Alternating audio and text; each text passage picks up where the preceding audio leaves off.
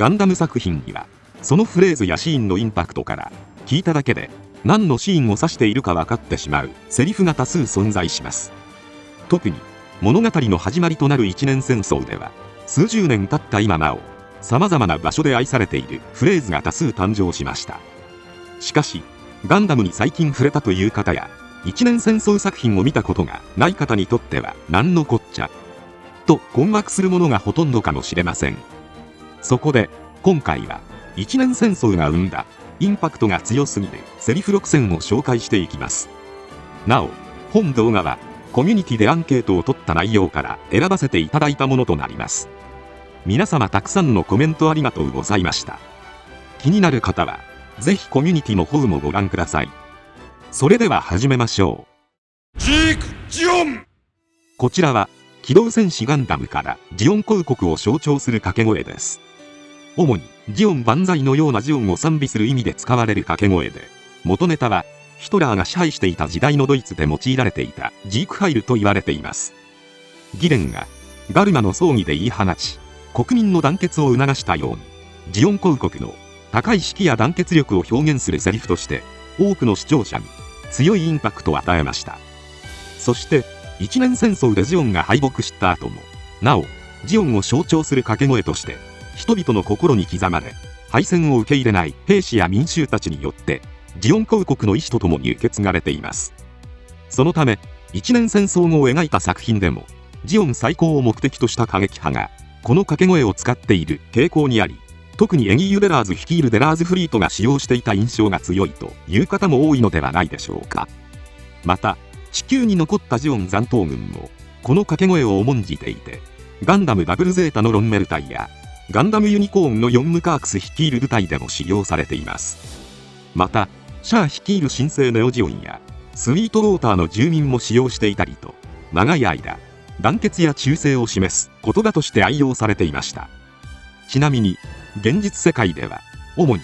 ジオンフリーク同士の挨拶として扱われており、 SNS、ゲームなど様々な場面で見かける機会があります。特に2025年には一年戦争のジオン勝利不世界を描いたジークアクスが放送されたため、歴戦のジオンフリークだけでなくライトなガンダムファンにも広まったことで、ここ50年で最もジークジオンを見かけた年となったのではないでしょうか。ちなみにたびたび行われていたジークアクスの応援上映では、一年戦争終結に合わせて場内に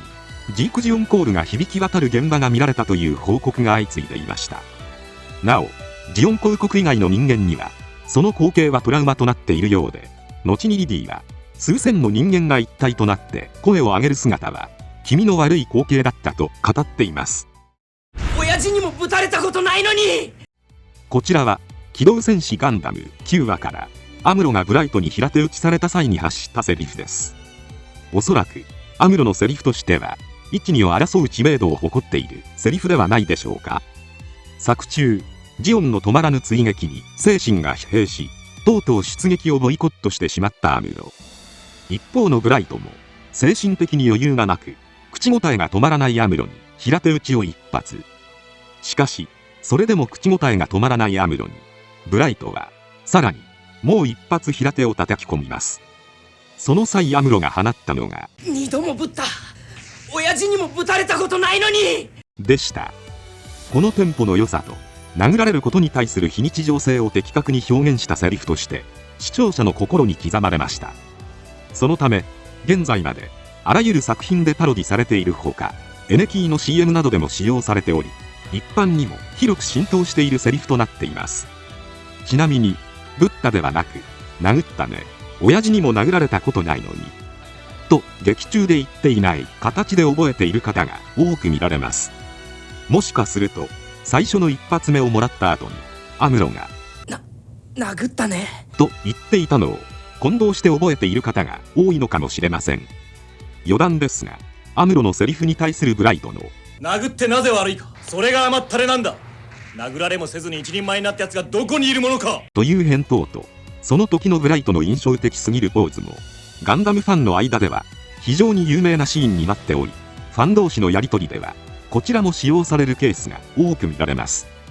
なおアムロは殴られないような甘い環境で育ったというよりは、殴ってもらえないほど親とのつながりが希薄な環境に置かれていたゆえに、このようなセリフが出てきただけで決して甘ったれというわけではありません。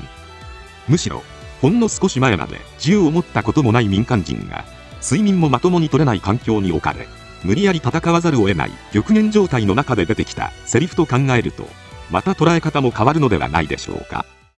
認めたくないものだな、若さゆえの過ちというものを。こちらは機動戦士ガンダム1話から部下にサイドセブンからスレンダーが帰還しつつある報告を受けてシャアが放ったセリフです。劇中ゲリラ掃討作戦を終え帰投する中、ホワイトベースを見つけ、連邦の V 作戦に関連する船と感じたシャアはこれを追撃。そしてサイドセブンにホワイトベースが入港すると、コロニーへとザクを3機潜入させ、何としても V 作戦の情報をつかもうとしました。しかし功を焦ってしまった部下のジーンが無断で攻撃を開始してしまった上に、結果的にアムロをガンダムへと導き、ザクを2機失うという失態を犯してしまいます。その後偵察に徹し、交戦しなかったスレンダーのみ帰投するのですが、その際に自虐するようにつぶやいたセリフが、認めたくないものだな、若さゆえの過ちというものをでした。非常に富の作品らしい癖の効いた言い回し、そして仮面をつけた全身赤色の男が妙に達観した価値観を語るシュールさが視聴者の心をつかみ、名台詞ひしめくシャア語録の中でも屈指の人気を誇るセリフとなりました。そのためこちらも様々な作品でパロディされ、認めたくないものだな、〇〇ゆえの過ちというものをというテンプレで使用されるケースも多く見られます。もちろんガンダムシリーズの後発作品でもこのシャアの発言をリスペクトしたセリフが登場しており、一年戦争イフを描いたジークアクスではドレンが少佐もまだ若いからなと若さにかまけて功を焦る上官を皮肉るようなセリフを発していますが、こちらの世界線ではむしろ手柄を求める若さがジオン勝利へとつながっており、過ちどころか大正解を引き当てていました。愛など粘膜が作り出す幻想に過ぎん。こちらは OVA 第 08MS 小隊から自分と意見が対立したアイナに対して放ったセリフです。作中ラサ基地を連邦軍に囲まれたギニアスは完成したアプサラス3で出撃し、連邦軍を殲滅しようとしますが、連邦軍への休戦を持ちかけ、なるべく戦闘を避けようとするアイナと意見が対立。自分の意見を無視し連邦軍と歩み寄ろうとする妹の姿に裏切られたと感じたのか、ギニアスはどうやらお前とは言葉が通じないようだなと吐き捨て、続けて愛など粘膜が作り出す幻想に過ぎんと言い放ったのでした。愛は肉欲によってもたらされるものという思想を独特の表現に落とし込んだこのセリフは、非常に使いどころは限られるものの、肉欲と愛を混同した人へ向けた言葉としてネットではたびたび見かけられます。ちなみにこのセリフの直後に母様もそうやって我らを捨てたのだと語っていることから、肉親であるはずの母親が自分たちを捨てた理由を自分たちが愛と勘違いした肉欲から生まれたからとギニアスが思い込んでいるがゆえに生まれたセリフだと推察できます。実際アイナがこの後だからこんな鉄の子宮が必要だったのねと発している通り、アプサラス3は子宮の形を模しており、ギニアスの潜在的な母親への愛情に対する渇きが伺えるでしょう。インパクトがありつつも言い回しが妙に気持ち悪いセリフですが、母に捨てられ愛を信じられなくなっていた中で唯一の肉親である妹が連邦の男になびき自分に反抗する姿を見て、とうとう孤独が溢れてしまったゆえの言葉と考えれば、少し切ないセリフにも聞こえるのではないでしょうか。悲しいけどこれ戦争なのよね。こちらは機動戦士ガンダム36話からビグザムに特攻を仕掛ける際にスレッガーが放ったセリフです。アイフィールドジェネレーターにより遠中距離のビームを無効化してしまうビグザムに対して、スレッガーは G アーマーで接近してビームを打ち込み、それがダメならガンダムのライフル、そしてビームサーベルと三重の攻撃で仕留めることを提案。その際自分の命すら問わない覚悟を漏らすスレッガーにアムロが心配そうな声を出すのですが、それに対してスレッガーは地上は禁物よ、奴のためにこれ以上の損害は出させねえ。悲しいけどこれ戦争なのよねと返答します。そしてスレッガーは舵をビグザムへと向け果敢に特攻。ガンダムによってビグザムは撃破されるものの、G ファイターは大破し、スレッガーは壮絶な戦死を遂げました。他を生かしながら勝つために、自分の命すら捨て石にしたスレッガーの覚悟と戦士としての生き様が現れたこのセリフは、アムロだけでなく視聴者の心を打った名台詞としてファンに記憶される一方で、悲しいけど〇〇って戦争なのよねのように改変が容易なこともあって、二次創作や SNS 上では一種のテンプレとして浸透しているケースも非常に多く見られます。ちなみにテレビ版では、市場よりも全体の命を優先しなければいけないと戦争の無情さをアムロに説いていましたが、劇場版だとスレッガーは G ファイターではなくコアブースターに登場したことで、アニメのような三重の攻撃が行えなくなったためか、アムロとのやり取りがバッサリカットされました。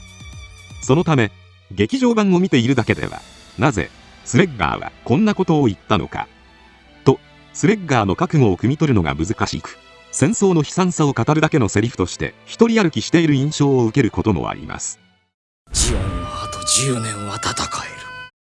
こちらは機動戦士ガンダム25話において、オデッサが陥落し宇宙へと脱出したマクベが放ったセリフです。地球へと侵攻したジオン軍は欧州方面の資源地帯を次々に占拠。中でもオデッサは広大な工業地帯と豊富な鉱山資源を有していたため、ジオンの地球上での戦いを左右する補給基地となっていました。またジオン公国は宇宙にあり、自国内で資源を採掘することはできないため、オデッサを通して地球から届けられる資源はまさしく公国の生命線でした。しかし連邦軍の猛攻でオデッサ作戦で基地は陥落。マクベは基地を放棄し宇宙へと脱出せざるを得なくなります。ところがすでに本国へと十分すぎる資源を送っていたマクベは取り乱すこともなく、戦いはこの一戦で終わりではないのだよ。考えてみろ。我々が送り届けた鉱物資源の量を、ジオンはあと10年は戦えると言い放ちました。一見負け惜しみにも見えるセリフですが、塩沢兼俊の妖艶ながら力強い声で放たれることで、本当にジオンが10年戦えるような気すらしてくるインパクトあるセリフとして、特にジオンフリークの間で長年愛されています。ちなみにジオンの部分さえ改変すれば、どんなシーンでも使える汎用性の高さから、家電製品や高価なものを購入した際などに、これであと10年戦えるといったテンプレで使用されるケースもあります。ただしオデッサ陥落から2ヶ月ほどでジオンは敗北しているので、実際は10年どころか1年も戦えていません。そのためマクベのセリフは戦局ではなく自身の成果だけを見た理想主義的なセリフとも言えます。しかし一方で一年戦争では資源以上に学徒動員しなければならないほどジオンには人材が不足していた点が勝敗を分けたと考えられているため、むしろ新たな兵器を次々に生産できるほど充実していた資源面に関してはマクベの見通しが甘かったというわけではないという意見も見られます。ということで以上、インパクトがでかすぎる一年戦争の名言6選でした。中でも特に初代機動戦士ガンダムのセリフは富信氏が聞いていて、今ではガンダム作品関係なく様々な場面で使われるものが多いのではないでしょうか。ぜひ皆様が印象に残っているセリフもコメントで教えてもらえたら嬉しいです。今回は以上となります。チャンネル登録されるかはお任せいたしますので、もしよければもう一本動画を見ていただければとても嬉しいです。最後までご視聴ありがとうございました。